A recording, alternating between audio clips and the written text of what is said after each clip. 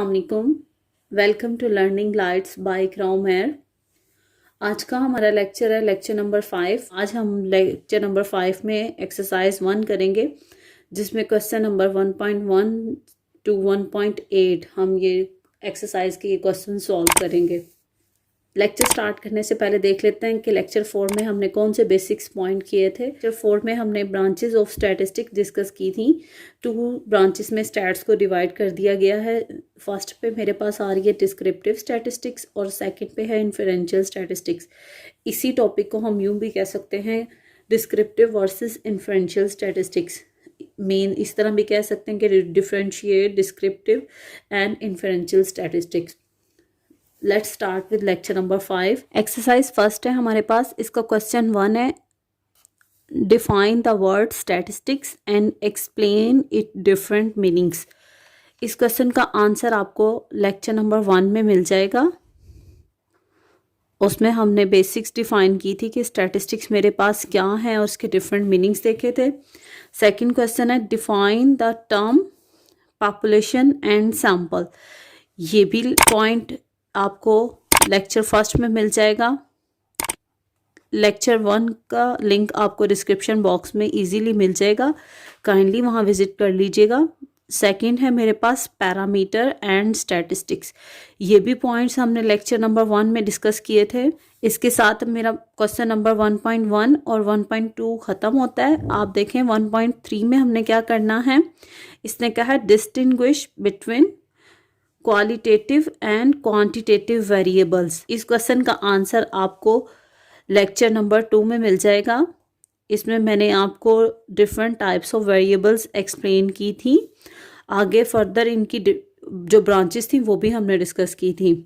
1.4 है, write the following using a summation sign with appropriate index. ये questions हैं मेरे पास न्यूमेरिकल में आ जाते हैं। इसका फर्स्ट पार्ट है y3 plus y4 plus up to so on y15। ये देख लेते हैं कैसे करना है हमने। y3 plus y4 plus up to so on y15। ये मेरे पास कुछ इस तरीके से है। समेशन की फॉर्म में लिखना है। हमें पता है कि ये जो मेरा सिग्मा है या इसे समेशन कहते हैं, ये मेरा इंडिकेट करता है कि वैल्यूज़ क्या हो रही है, मेरे पास प्लस हो रही हैं या वैल्यूज़ का सम अप कर रहे हैं। किन वैल्यूज़ का सम अप कर रहे हैं हम? y वैल्यूज़ का। हम देखें मेरा कंप्लीट डेटा इंक्लूड है y वैल्यूज़ पे, तो मैं लिखूंगी कि मेरी वैल्यूज़ जो डेटा है वो मेरा y पे है। यहाँ पे हम नोटेशन स्टार्ट करते हैं i, या आप कोई भी नोटेशन लगा लेते हैं, लाइक आप a भी कह सकते हैं, लेकिन हम कहेंगे कैसे कि समेशन किन वैल्यूज़ पे हो रहा है। i कहाँ से वैल्यू स्टार्ट हो रही है? 3 से। i इज इक्वल टू 3 और इसका जो एंडिंग लिमिट है वो हम समेशन के अपर साइड पे लिखते हैं। मेरी क्या है? 15।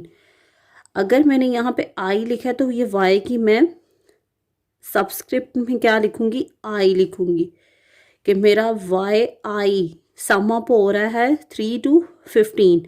तो ये इसकी एक्सपेंडेड फॉर्म है और ये इसकी समेशन में फॉर्म है। इसके साथ मेरा इसका सेकंड क्वेश्चन देखें। सेकंड है मेरे पास बी पार्ट में मुझे कह रहा है कि आपने करना है sum up y1 square plus y2 square plus y3 का स्क्वायर प्लस y4 स्क्वायर। इसको हमने समेशन की फॉर्म में लिखना है। अगेन देखेंगे आप, हम यहाँ पे क्या लगाएंगे? सिग्मा लगाएंगे। ये देख लें, इसे कहते क्या है? सिग्मा। सिग्मा बोल दें या समेशन बोल दें, इंडिकेट क्या कर रहा है? ये वैल्यूज़ का सम अप इंडिकेट करता है। ये तो हमने सिर्फ नोटेशन नेम लिखी है। इसका सोल्यूशन देखें, हमने सिग्मा साइन लगाया। अगेन अगर मैं इसे आई कह रही हूँ, आई इज इक्वल टू, इधर देखें हमारे पास है y1 y2 y3 y4 square. तो सब में मेरा क्या है? कांस्टेंट है। तो मैं सबसे पहले तो यहाँ लिख देती हूँ y का क्या हो रहा है? मेरे पास स्क्वायर हो रहा है जो कांस्टेंट है, हर वैल्यू के ऊपर आया हुआ है। यहाँ पे मैं नीचे लिख देती हूँ i। इसकी सबस्क्रिप्ट में मैंने लिख दिया i। अगर मैंने यहाँ i लिखा है तो मैं सिग्मा के लोअर साइड पे भी लिखूंगी i कहाँ से मेरा चल रहा है? 1 से मेरा चल रहा है और कहाँ पे जाके एंड हो रहा है? 4 पे जाके एंड हो रहा है। तो ये इसकी कौन सी फॉर्म है, समेशन फॉर्म है। 1.4 के फर्स्ट का सी पार्ट है, मैंने इन वैल्यूज को समेशन की फॉर्म में लिखना है। y1 माइनस म्यू, आप देख रहे हैं कि म्यू इसमें भी है, इधर भी है, इधर भी है। हम कह सकते हैं कि म्यू कांस्टेंट है और वैल्यूज डेविएशन की फॉर्म में आगे क्या हो रही हैं, स्केयर अप कर रही हैं। अगेन इसे देखेंगे सिग्मा की फॉर्म में लिखने का वे, सिग्मा आ जाएगा इधर। अगेन मेरे पास क्या है, अब y की मेरे पास जो सबस्क्रिप्ट है वो चेंज हो रही है, y1 है, इस वाली टर्म में y2 बन रहा है और इस वाली टर्म में मेरे पास y3 है। अगेन देखो, अगेन देख लें, sigma i is equal to, सबसे फर्स्ट पे मेरे पास क्या है 1, मैं लिखूंगी i इज इक्वल टू 1 के i 1 से चल रहा है, कहाँ पे जाके स्टॉप हो रहा है 3 पे। इधर लिखने का वे, फर्स्ट ट्रू क्वेश्चन देखें, इसमें सिर्फ सिंगल टर्म्स आ रही थी मेरे पास, जैसे कि y3 है, y4 है, इधर y1 का क्या सिंगल टर्म्स थी। ये कॉम्बिनेशन है, इसे लिखने का वे कैसे है, ब्रैकेट लगाएंगे हम, y जो मेरी चीज चेंज हो रही है वो मैंने सिग्मा के लिख के एक्सप्रेस भी किया, मैं यहाँ लिख दूंगी i माइनस म्यू। हम देख रहे हैं क्योंकि माइनस सारी टर्म्स के साथ एक, सारी टर्म्स में से एक minus mu constant term minus हो रही है और स्केयर अप कर रही है, तो ये इस चीज की कौन सी फॉर्म है, समेशन फॉर्म है। इसका डी पार्ट देख लें, वो क्या है, by20 plus by21 plus by22 plus up to so on plus by30। इस क्वेश्चन में सबसे पहले मैं एक कांस्टेंट टर्म ले लूंगी, b क्या है मेरे पास कॉमन है, b कॉमन अगर हम निकाल लेते हैं तो इधर मेरे पास रह जाता है y20 plus y21 plus y22 plus up to so on y30। इसे अब समेशन की फॉर्म में लिखने का वे हम क्या करेंगे, summation i varies from 20 to 30 b y i, ये इसकी मेरे पास क्या है, समेशन फॉर्म है। 1.4 मेरा कंप्लीट हो गया। इसका फर्स्ट पार्ट मैंने ये चारों क्वेश्चन आपको सॉल्व करना सिखाए हैं कि कैसे हमने समेशन की फॉर्म में लिखना है। इसका सेकंड पार्ट है expand the following summation and product sign. पहले हमने क्वेश्चंस का आंसर इस फॉर्म में प्रोवाइड किया है, अब हमारे पास इस फॉर्म में क्वेश्चन होगा, हमने आंसर इस फॉर्म में प्रोवाइड करना है। ये देख लेते हैं कैसे करेंगे। ये है हमारे पास क्वेश्चन 1.4, इसका सेकंड पार्ट है, इसमें हमने करना है, ये फॉर्म में मेरे पास क्वेश्चन है, हमने इसे आंसर प्रोवाइड करना है इस फॉर्म में, एक्सपैंड करके दिखाना है कि हमने समेशन को कैसे एक्सपैंड करना है। समेशन को एक्सपैंड हम इस तरीके से करेंगे, ये देखें y i है, तो i कहाँ से स्टार्ट हो रहा है, 1 से, तो हम लिखेंगे y1। समेशन इंडिकेट करता है कि वैल्यूज क्या हो रही हैं, प्लस हो रही हैं, फिर i की 1 से नेक्स्ट वैल्यू क्या आ जाएगी, 2, नेक्स्ट 3, प्लस मैं इसलिए लगा रही हूँ कि उसने y i से पहले मेरे पास समेशन साइन लगाया हुआ, समेशन साइन मेरा इंडिकेट करता है कि वैल्यूज मेरी क्या हो रही हैं, प्लस हो रही हैं, y1 y2 y3 plus y4, last value है y5 तक मैं इसलिए गई हूँ क्योंकि इसने मुझे बताया था कि i आपका 1 से स्टार्ट हो रहा है और 5 पे जाके स्टॉप कर रहा है। तो ये था मेरे क्वेश्चन 1.4 का ए पार्ट। इसका बी पार्ट कैसे करेंगे ये देख लेते हैं। हमें कह रहा है summation i is equal to 5 to 8 y i minus mu. इसे एक्सपैंड करना है हमने समेशन को, इसे एक्सपैंड हम इस तरीके से करेंगे। इसने कहा है y i आपका स्टार्ट हो रहा है 5 से, डायरेक्ट फर्स्ट वैल्यू मेरी आ जाएगी y5 minus mu constant term. Next मेरे पास प्लस होगी वैल्यू 5 से, नेक्स्ट मेरे पास आ जाएगा y, नेक्स्ट वैल्यू आ जाएगी y6 माइनस म्यू, उससे नेक्स्ट वैल्यू है मेरे पास y7 minus mu, bracket close. Next है मेरे पास bracket start y8 minus mu. यहाँ पे आपको क्वेश्चन फिनिश हो जाएगा क्योंकि इसने सिर्फ मुझे कहा था कि y आपने y की जो सबस्क्रिप्ट है वो आपने स्टार्ट करनी है 5 से और 8 पे फिनिश कर देनी है। इसके साथ 1.4 के सेकंड का बी पार्ट भी कंप्लीट होता है। सी पार्ट कैसे करेंगे ये देख लेते हैं। सी पार्ट है इसका, summation i is equal to 1 to 3 और वाई आई स्केयर। अब टर्म्स मेरी क्या है, स्केयर हो रही हैं। सबसे पहले वाई आई की सबस्क्रिप्ट स्टार्ट हो रही है 1 से, लिखूंगी y1 स्केयर प्लस साइन। मुझे इस तरह पता चला क्योंकि समेशन है, ये सिग्मा है जो इंडिकेट करता है मेरी वैल्यूज आपस में क्या हो रही हैं, प्लस हो रही हैं, ऐड हो रही हैं। y1 सेकेंड सबस्क्रिप्ट आएगा 2 और ये तो कांस्टेंट टर्म सारा मुझे पता है कि स्केयर अप हो रहा है। थर्ड और लास्ट वैल्यू मेरी आएगी y3 और इसका स्केयर। ये थी मेरे पास, इसकी एक्सपैंड किया हमने समेशन को। डी पार्ट कैसे करेंगे ये देख लेते हैं। डी पार्ट है मेरा i is equal 2 to 4 Y I -9 इसमें कॉन्स्टेंट है, एक्सपैंड करना है हमने समेशन को। फर्स्ट आई मेरा स्टार्ट कहाँ से कर रहा है, 2 से। मैं आई की फर्स्ट सबस्क्रिप्ट में वैल्यू पुट करूँगी 2 -9, कॉन्स्टेंट टर्म थी। प्लस साइन अगेन मुझे पता चला कि समेशन इंडिकेट करता है मेरा प्लस साइन। y की सबस्क्रिप्ट की नेक्स्ट वैल्यू है मेरे पास 3 -9। नेक्स्ट है मेरे पास y4 -9। नेक्स्ट मैं जाऊंगी क्योंकि उसने सिर्फ मुझे कहा था आई आपने स्टार्ट करना है 2 to 4। इसके साथ मेरा डी पार्ट भी कंप्लीट होता है। ई पार्ट कैसे करेंगे ये देख लेते हैं। Pi I is equal to 1 to 3 Y I, इसे कैसे, अगेन मेरे पास आ जाएगा y यूं ही। आई की फर्स्ट सबस्क्रिप्ट आएगी मेरे पास 1, लेकिन अब मेरे पास समेशन नहीं है, ये मेरे पास पाई है। पाई इंडिकेट मेरा कर रहा होता है वैल्यूज आपस में क्या हो रही हैं, मल्टीप्लाइंग कर रही हैं, मल्टीप्लाई हो रही हैं, प्रोडक्ट इंडिकेट करता है वैल्यूज का। वाई आई की फर्स्ट सबस्क्रिप्ट आ जाएगी 1, नेक्स्ट y2, लास्ट आ जाएगा मेरे पास y3। जैसे समेशन इंडिकेट करता है कि वैल्यूज़ का आपने सम अप करना है, पाई इंडिकेट करता है वैल्यूज़ का प्रोडक्ट। ई पार्ट भी कंप्लीट होता है। नेक्स्ट है मेरे पास एफ पार्ट। एफ पार्ट को कैसे सॉल्व करेंगे, जिसमें ये मुझे कह रहा है पाई आपका है pi I is equal to 3 to 6 A Y I whole square. इसे हम यूं करेंगे, ए तो मेरा फर्स्ट टाइम यूं ही आएगा, वाई आई का फर्स्ट सबस्क्रिप्ट एंटर होगा 3, y3 whole square. Next term मेरी आपस में क्या होंगी, मल्टीप्लाई होंगी क्योंकि मेरे पास पाई लगा हुआ है मेरे पास।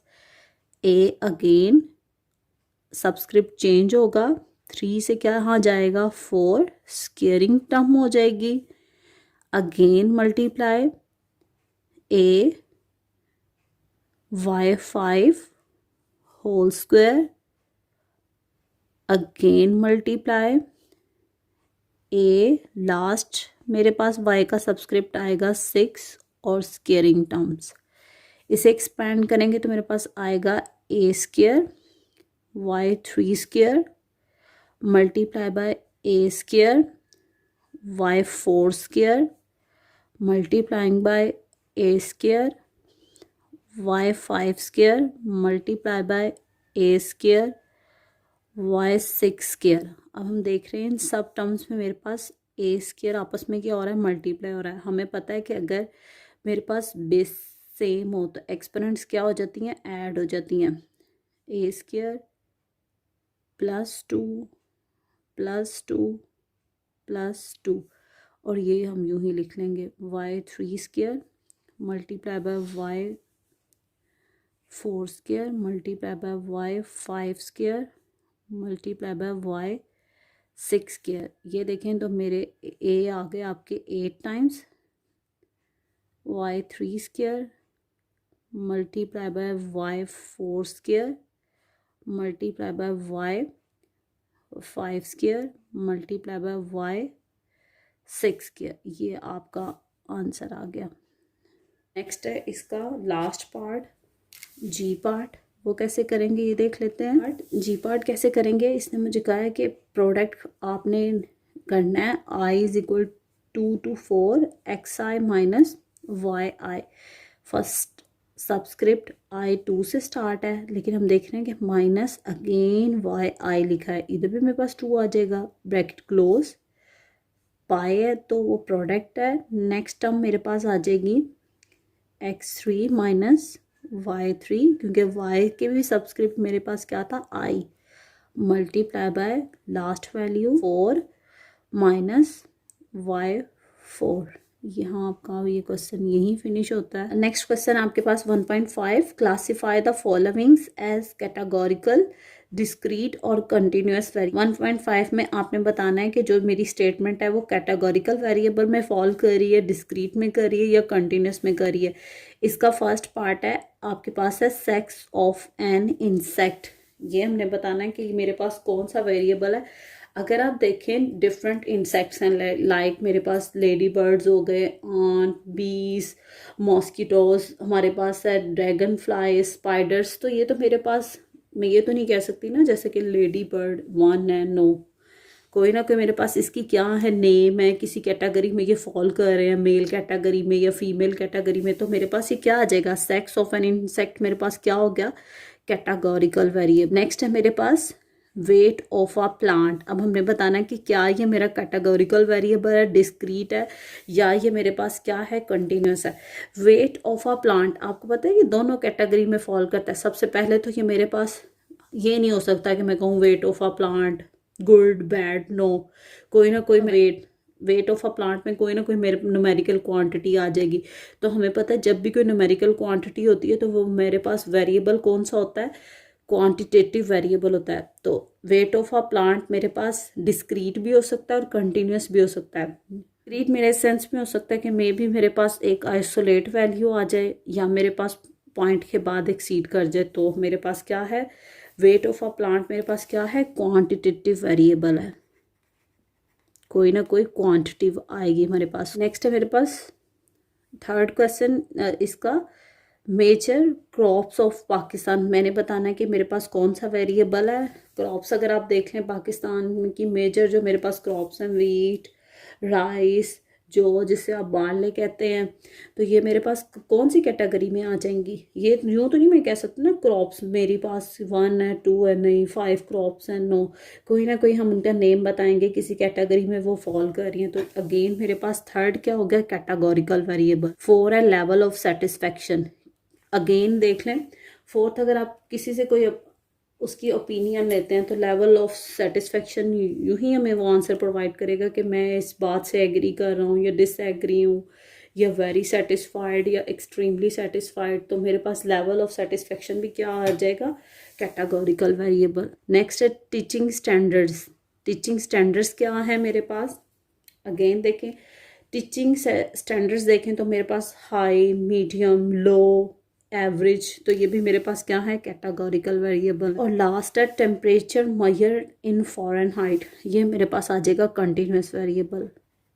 इसके साथ हमारा 1.5 क्वेश्चन कंप्लीट होता है। 1.6 क्वेश्चन में हमने क्या करना है, explain in detail the main aspect of a statistical problems. Answer देखें इसका, aspects of statistical problems are, ये कहता है a clear definition of the population of interest and object. कहता है कि मैंने सबसे पहले तो मेरी प्रॉब्लम अराइज यहाँ होती है कि जो जिस पे हमने फोकस करना होता है ना, समटाइम हम उसको क्लियरली डिफाइन नहीं कर पा रहे होते। सेकंड पे मेरे पास आता है द डिज़ाइन ऑफ एक्सपेरिमेंट, या हम किसे कह सकते हैं द सैम्पलिंग प्रोसीजर। नेक्स्ट है हमने अपना डिज़ाइन एक्सपेरिमेंट करना है। डिज़ाइन मेरा ये है कि मैंने अपनी रिक्वायर्ड जो मेरी पॉपुलेशन है उसमें से मैंने किस तरह सैम्पल चूज़ करना है। तो ये मेरा क्या है, इस प्रोसीजर को मैं कहूँगी डिज़ाइन ऑफ एक्सपेरिमेंट। थर्ड और लास्ट है the collection, organization and analysis of data. Third is very important, हमने किस तरह अपने डाटा को कलेक्ट करना है, उसे ऑर्गेनाइज किस तरीके से करना है, एंड एनालिसिस उसका कैसे करना है। ये मेरे बेसिक्स 3 स्टैटिस्टिकल प्रॉब्लम्स अराइज होती हैं इसमें। ये मेन काम हमारे पास जो है स्टैट्स में प्रॉब्लम क्रिएट करते हैं कि अगर हम अपना फर्स्ट में देखें जो मेरा इंटरेस्ट है, सबसे पहले तो मैं वैसी पॉपुलेशन में चूज़ करूँ, रॉन्ग पॉपुलेशन चूज़ कर लेंगे तो हम क्या करेंगे, मेरे पास जो डाटा है उसकी कलेक्शन रॉन्ग होगी, ऑर्गेनाइजेशन रॉन्ग होगी। अगर ये पॉइंट है तो अगर पॉपुलेशन ही रॉन्ग है तो उसमें मेरे पास क्या है, सैम्पलिंग प्रोसीजर मेरे पास बिल्कुल क्या रिज़ल्ट प्रोवाइड करेंगे, इनवैलिड रिज़ल्ट देंगे मुझे। तो ये थे main aspect of statistical problem. इस शॉर्ट में आपसे क्वेश्चन पूछ सकते हैं। 1.7 है define descriptive and inferential statistic and differentiate between them. ये हमने आपको डिफाइन किया है लेक्चर, ये आपके पास आ रहा है ये question, defines descriptive and inferential statistic and differentiate between them. ये आपको मिल जाएगा लेक्चर 3 में, इसका लिंक आपको डिस्क्रिप्शन बॉक्स में मिल जाएगा। और 1.8 और आज का लास्ट क्वेश्चन है distinguish between primary and secondary data and give different sources from which these are obtained. ये हमने अभी अपने लास्ट लेक्चर में डिफाइन किया था आपको, लेक्चर नंबर 4 में। इसका लिंक भी आपको इस लेक्चर की डिस्क्रिप्शन बॉक्स में मिल जाएगा, काइंडली वहाँ विजिट कर लीजिएगा। ख़त्म करने से पहले आपसे रिक्वेस्ट है, प्लीज़ चैनल को लाइक और सब्सक्राइब करें, अपने दोस्तों के साथ शेयर करें। आज के टॉपिक में आपको कोई भी मसला है तो काइंडली कमेंट सेक्शन में बताएं। आपको नेक्स्ट लेक्चर स्टार्ट करने से पहले आपकी प्रॉब्लम्स को दूर किया जाएगा और आपकी बेहतर रहनुमाई की जाएगी। अल्लाह हाफिज़, अपना ख्याल रखिएगा।